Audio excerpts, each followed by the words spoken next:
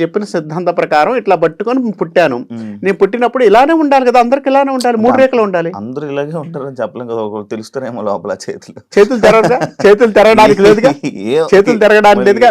మన సిద్ధాంతం ప్రకారం చెప్తున్న వాళ్ళందరూ కూడా జ్యోతిష్ శాస్త్రంలో అసాముద్రికం లేదన్న వాళ్ళందరూ కూడా తల్లి గర్భంలో ఇట్లా పెట్టుకుని పుట్టడం వల్లనే మనకి రేఖల పాపనెస్ అయినాయి అని చెప్తున్నారు. ఓకే, వెరీ గుడ్, నేను ఒప్పుకుంటున్నాను. కానీ ఎందుకు అందరికి ఒకేలాగా ఉండటం లేదు?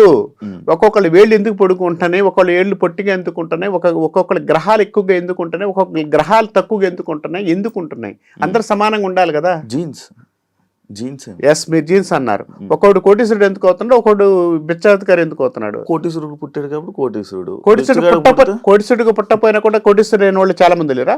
అంటే సొసైటీలో అందరూ కోటీశ్వరులుగా పుట్టారు. వాళ్ళ ఐడియా యోగం, కర్మ, యోగం, జాతకం అది చూపిస్తుంది అంటున్నా నేను. అవి చూపించకుండా ఎలా ఉంటుంది? అంటే మన జీవితం అంతా ఈ చేతి రేఖల్లో ఉంటుంది అంటారా?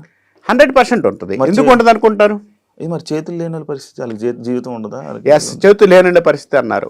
ఒక శాస్త్రాన్ని ఇప్పుడు చేతులు లేవు, ఓకే, వాడి తల ఉందిగా, తలల్లో చెప్తారా? అంగ సాముద్రికం ఉంది కదా, తలల్లో గీతలు లేవు కదా, మన తలలో గీతలు ఉండవు. మొహం కనపడుతుంది కదా, రేఖలు ఉన్నాయి కదా, ఇట్లా చూడండి, ఇక్కడ మీకు ఆటోమేటిక్ గా రేఖలు కనపడుతున్నాయి కదా. అవును, ఇలా పెట్టాల్సి వస్తుంది కదా, ఇలా పెట్టాల్సి, ఇక్కడైతే మనం రేఖలు పెట్టాల్సిన అవసరం. అవును, ఇట్లా మళ్ళీ ఇక్కడ పెట్టాల్సి వస్తుంది కదా, చిన్న చిన్న రేఖలు కనపడాలి కదా. ఈ సూక్ష్మ రేఖలు ఉంటాయి, అంతర్గత రేఖలు ఉంటాయి, ఇవన్నీ రేఖలు ఉన్నాయి. 1930లోనే మనకు సూర్య సాముద్రికం అని శాస్త్రం రాశారండి. 1930లోనే, మనం పుట్టక ముందే రాశారు ఇది.